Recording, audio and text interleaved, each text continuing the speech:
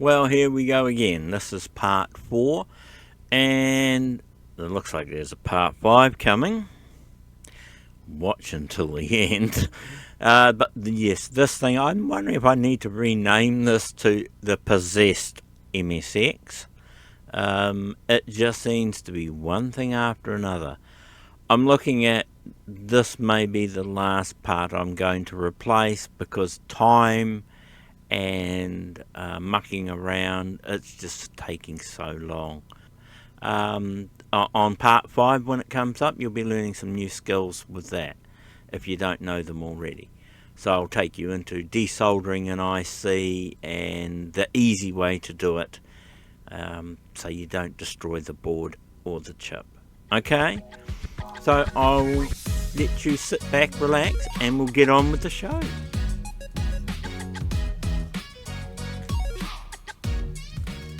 So here we are, the pens have turned up. I've got 2 of them, and they came in their plastic cases. They're plastic, and I've taken this one out of the bag. They have a ball in them which you shake up and down a few times to get the ink mixed up with the conductive pigments inside. These are a 3-gram pen. They're meant to do I think it's about a couple of mils wide, the tracks, which will be more than enough than what we need. So what I'll do is, they have a curing time of about 5 to 10 minutes. So what I'll do is I'll get a bit of paper, and I'm going to put a couple of lines down the paper, and then I'll put a bit of tape on it, and we'll let that dry. And as you see, I'll use the multimeter. We can see with the conductivity in it. I just want to make sure it's going to be able to bridge up from where the carbon would be across the tape. This is what I want to test out first. So I've got just a piece of generic blue paper. You might be able to see this side here. It's actually got a bit of tape stuck to it. You might be able to see it on the camera, but that's tape along here, and that's a track I put down, and that's a track before that one. So they're both conductive ink tracks. It's a copper. You can get that in black and other colours, but it's more expensive. And I thought, well, if it works, it works. It's not going to get seen. If it works and you're going to do a lot of this sort of stuff, then you get the black one. It'll be fine. So that should be dry by now. I did it a few minutes ago, so I think it should be fairly dry. So what I'm going to do now is I'm going to connect the tracks up and draw up and over the plastic to the other one on the other side, and we'll let that one dry, and then when it's dry I'll come back and we'll see if it works. So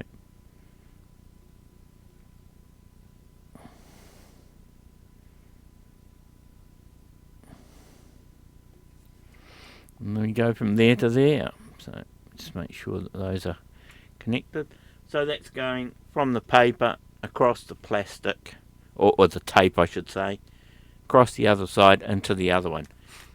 They don't smell the greatest, guys, but it's not really offensive, but it's not it's got a very spirity sort of smell to it. So that's why they take a little while to dry. Alright, we will let that dry and then we'll come back and try it.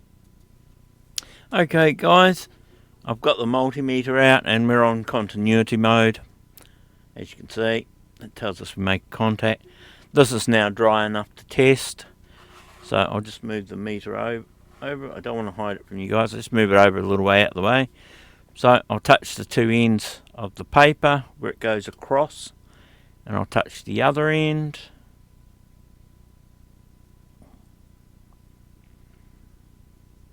Yep, and there we go. And we have continuity through that. So yeah, I think this is going to work. I think this will work. So yeah, I just sort of noticed that this leg's not so much, but it is quite a thin one. If I come down to where it's a little bit thicker before it gets to the tape, bang, away she goes.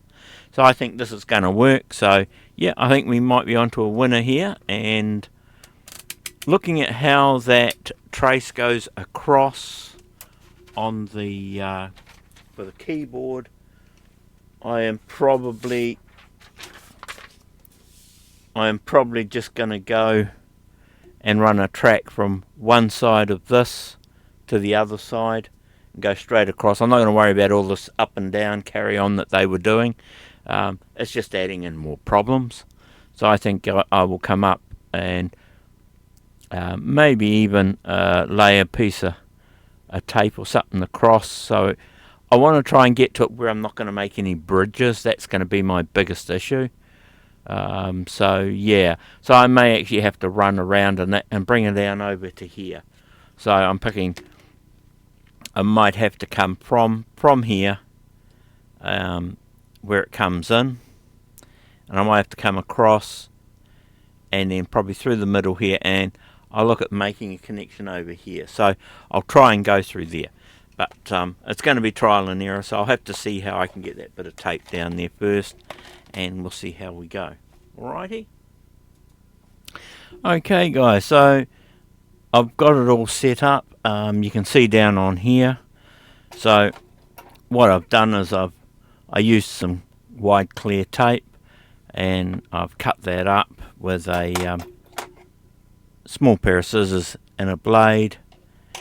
And what I've done is I actually covered in either side of this track, so that everything was masked off all down through here, except for the very beginning of this track that we knew that the power came in on.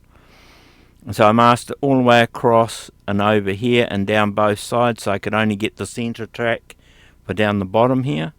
And then I masked off all across here, up and around through here, so I can get over to this one here.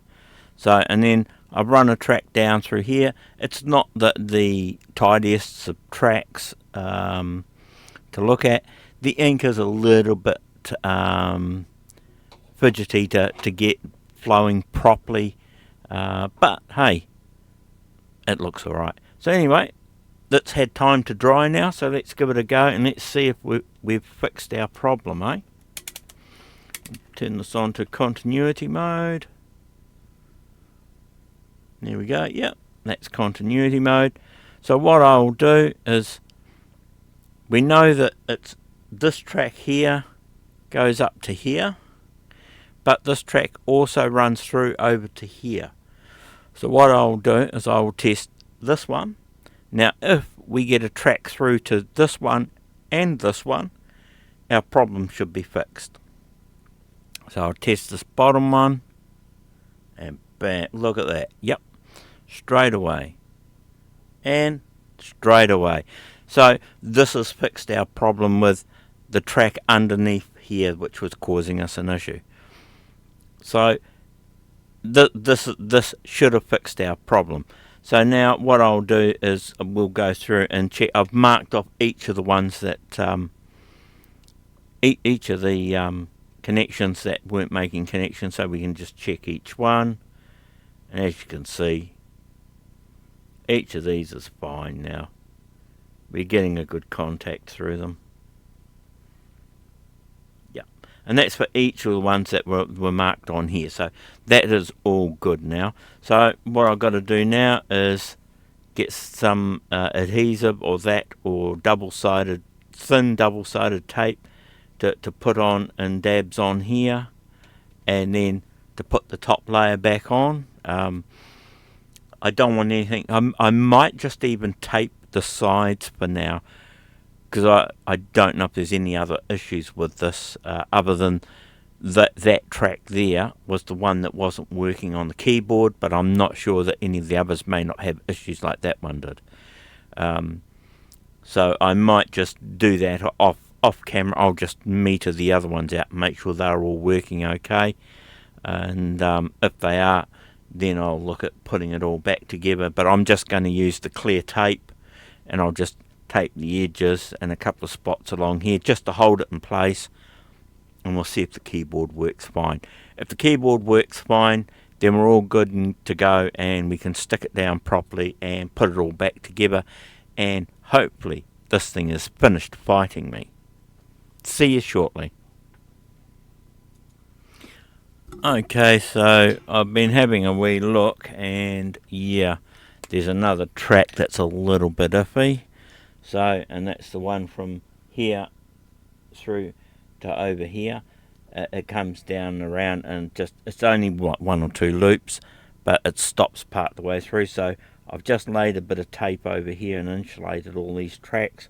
So I'm just going to run it from here where it starts from, and then run it across and mount it to the outside track over here. Okay.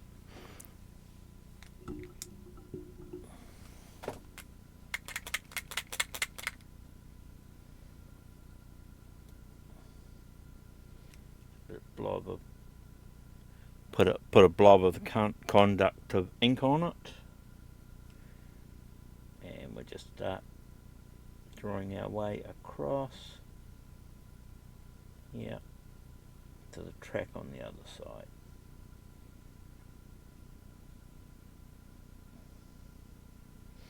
As you can see, it's not hard, but it's not pretty either. But as I said, all of this will actually be hidden underneath. So what I'll do is I will now actually let that dry for a few minutes, and then once it's finished drying, I'll just check to make sure I have continuity across those two sides. And if I did, then I think there's only about two more to check, and we should be all fine, because that's where everything is on this side. Okay, so I'll just check this now. The other side of the track, and this one, yeah, that's fine. So I think the last one is, we'll check this one, and he comes across over to here. And see what there's another one next to this other one that's got an issue.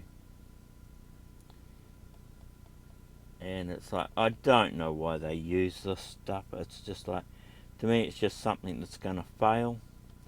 Of course, this one is fine because it's a direct through. And I think he comes through somewhere else as well. Here's this one here. Comes down through and around. Under and around and over and through and up and over. So, yeah. So, oh yeah, that's our main one. So this is the next one down to here. He comes to here. See, even this one here has got issues as well. I don't like this stuff. It's not very nice. So yeah, so that top one there I'm going to have to do. But yeah, I'm going to have to try and find a way to track around to that one. But then that should be the last one to do by the look of it. Okay, so that's all done now, and all those tracks are all fixed. It looks a bit like a railway line, but it is insulated in between each layer with the tape, so that's all good. And it's getting good conductivity to each of those channels now. So what we'll do is we will now stick it back together, and as I said, I'm just going to gently tape it by the sides to check that it works. And we'll test that, and if everything works well, then it's putting it all back together and testing it out. Hopefully it's all good. Okay, so I've just finished taping it all down. I just got a couple along here, a couple along top, and one on either side at the ends. This is just to stop it moving around, and you line it up by eyeing up the tabs where the contacts go together underneath.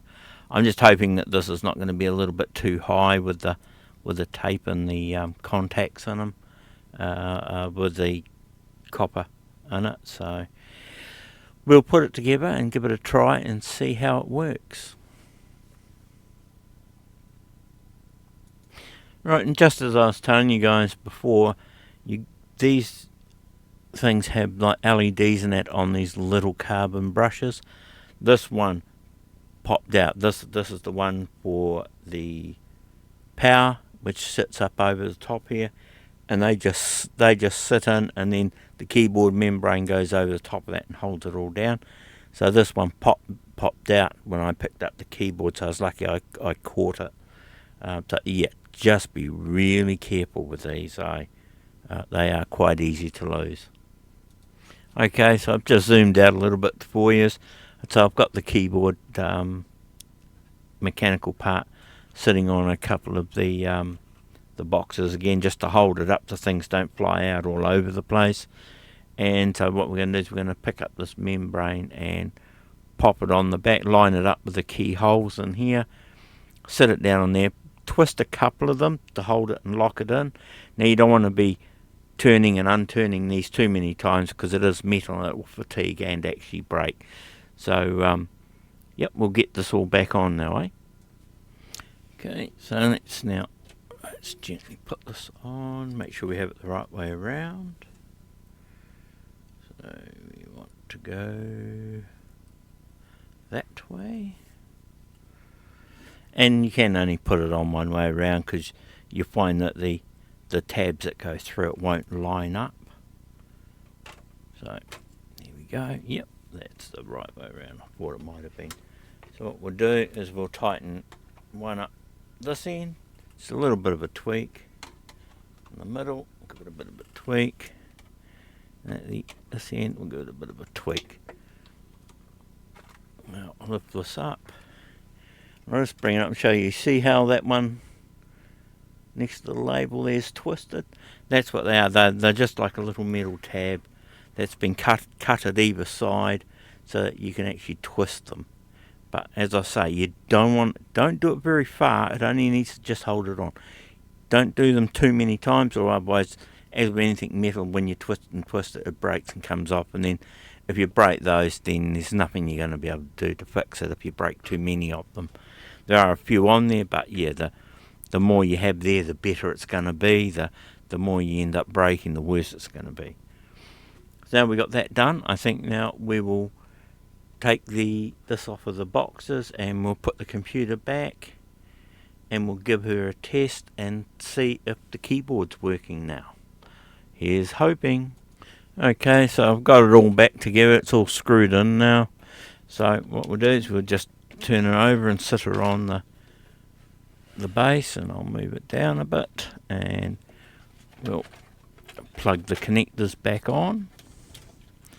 And then once I've done that, we will fire it up and we will see if it works.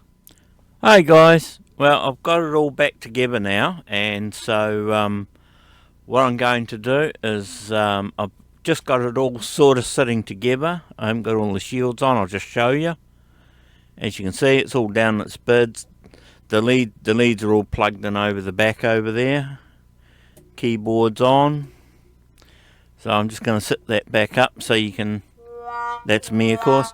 So I'm just going to set that back up so you can see the screen. And this is and it's just a Commodore 1084S monitor, which I like because of the AVs and on them are pretty standard for everything, and just about anything I've tried works on them. So what I'm going to do is turn the power pack on. As you can hear, she went click. So the power light's on the keyboard. I'll switch the monitor on. So the monitor's on. There's little red lights on the monitor. Now we just wait a couple of seconds for that to come up, and you can see she's flickering away. So she's coming up, and as you can see, the light's on. The light's on the keyboard, and there's nothing on the screen. I'll switch the PC off, and I'll switch it back on again. Now all you hear is a slight click on the monitor when the power goes on. There is no signal whatsoever. So I can type keys. I'll just turn the volume up a bit.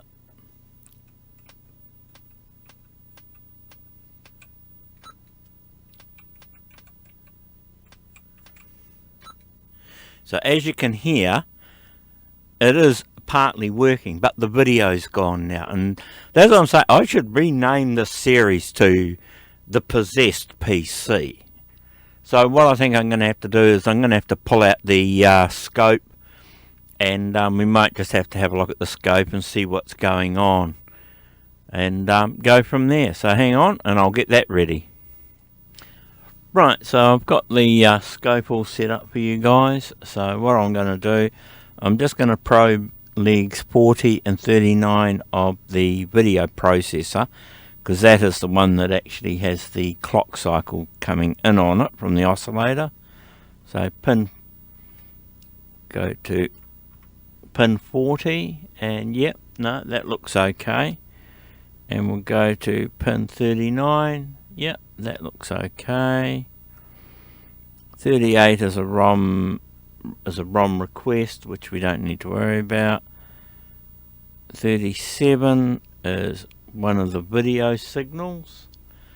Now you can just see that that's not a really good signal coming out. It shouldn't be anything like that. We'll go to the next one down as another one, and that's exactly the same. The next one's not connected. The next one is the other video signal. As you can see, they're all really similar. For some reason, they're not what they should be. You can try changing. You can actually see it's a bit of a weird signal. I don't know why it's like that, but as you can see, they're all pretty much like that. And this is the signal coming out of the VDP, which is not what I expect us to be getting. So at this stage, looking at it, I'm thinking maybe the VDP has, which is the video display processor. So what I am looking at the moment, I'm pretty sure that the video display processor may have an issue. The problem with these is they're fine, but if the voltages go too far astray, they can get damaged. So I think this might be where I'm going to have to stop this and look at actually getting in a couple of video ICs. If I check on the output that goes out to the screen, as you can hear, that's just the static on. That's static on the screen. That's the video. Plug the video in.